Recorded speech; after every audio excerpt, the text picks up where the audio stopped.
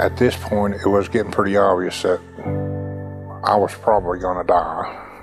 Terrifying situation, obviously, for so many people. And for one Sevier County volunteer firefighter, he was convinced he would not make it out of the inferno alive.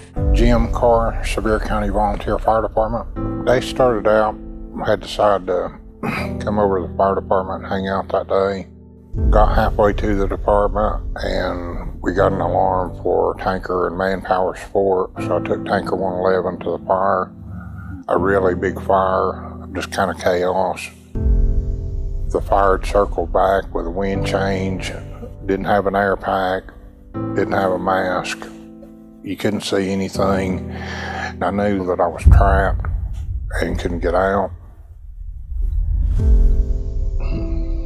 I made an end-of-life video for my wife and kids, made a few phone calls, and in talking to my wife, she works for our assistant chief at their day job.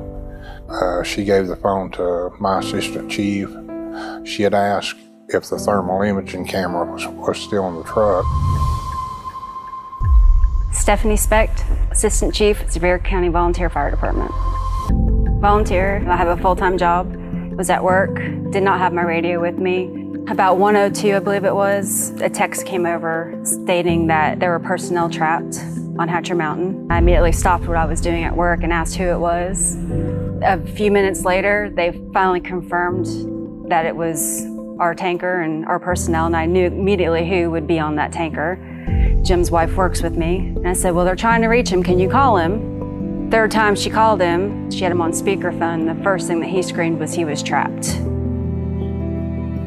I just took her phone from her. At that point, it was my radio. I asked him what he could see. Could he see any black? He said he couldn't see the hand in front of his face. And all of a sudden, it just dawned on me. I'm like, is the tick still on tanker 111? So he starts looking, found the tick, and I said, look for a cold spot and get out. Of course, that was like the longest 5 or 10 minutes of my life, worried that my personnel was gonna perish up there. So I started feeling around the truck, ended up finding the thermal imaging camera and powered it up, and I started getting images of where I was.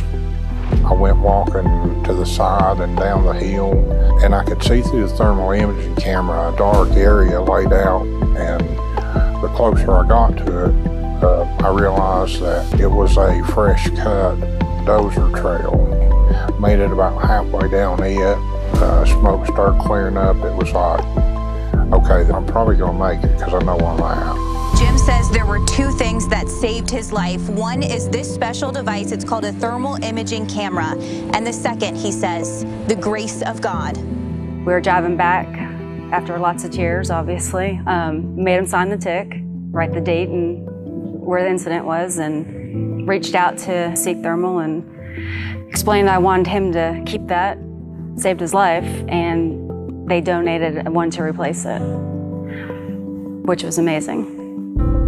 If it wasn't for that thermal imaging camera, Jim would not be here today.